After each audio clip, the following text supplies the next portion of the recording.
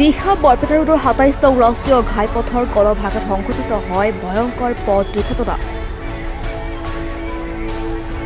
চাৰিচকীয়া বাহনৰ খুন্দাত থিতাতেই মৃত্যু হয় এজন লোকৰ। পথ পাৰ হ'বলৈ লওঁতে মাৰুতি ৱেগনাৰ বাহনে মহতিয়াই লৈ যায় ব্যক্তিগৰাকীক।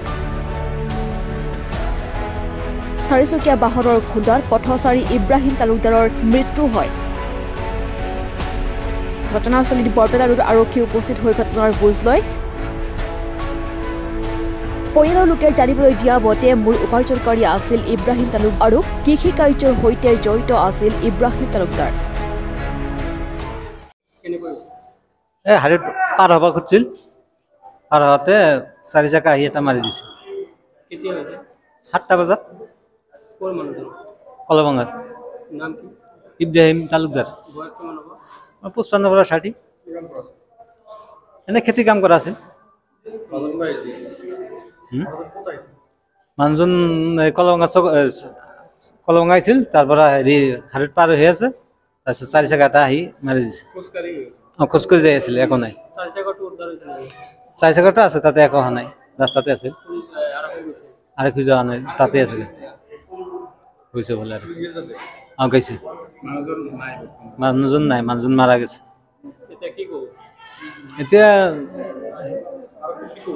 আৰক্ষী যি কৰে সি আমি হেৰি কৰিব লাগিব। আৰক্ষী যিটো দৰকাৰ, থানা আৰক্ষীৰ ওচৰত ভাল হেৰি ভালকে যি হয় সেইটো তদন্ত, যিটো তদন্ত কৰে সেইটো কৰক। খোজকাঢ়ি যাবৰ কাৰণে যাই আছে, তাৰমানে হাৰিত পাৰ হৈ আছে, একটা মাৰুতি খুন্দাই দিছে। খুন্দাই দিয়াৰ পৰা সি ডেড হৈছে। মোটামুটি 7টাত হৈছে, সন্ধিয়া 7টাত হৈছে। মানুহজন কলভঙাতে। ইব্ৰাহিম তালুকদাৰ মোটামুটি 60ৰ পৰা 55-60 হ'ব। খেতি কাম কৰে। বজাৰ কৰিব আহিছে। খোজকাঢ়ি আহিছে। মাৰুতি পশ্চিম ফালৰ পৰা আহিছে।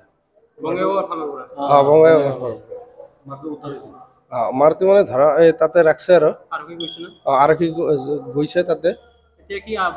আহ্বান জনাম আৰক্ষীয়ে যাই আছে, তদন্ত কৰিব, আমাৰ ফুল তদন্ত লাগিব। এইটো আহ্বান আমাৰ। ঘৰত আছে মোটামুটি 4টা ল'ৰা আছে আৰু 3টা ছোৱালী আছে।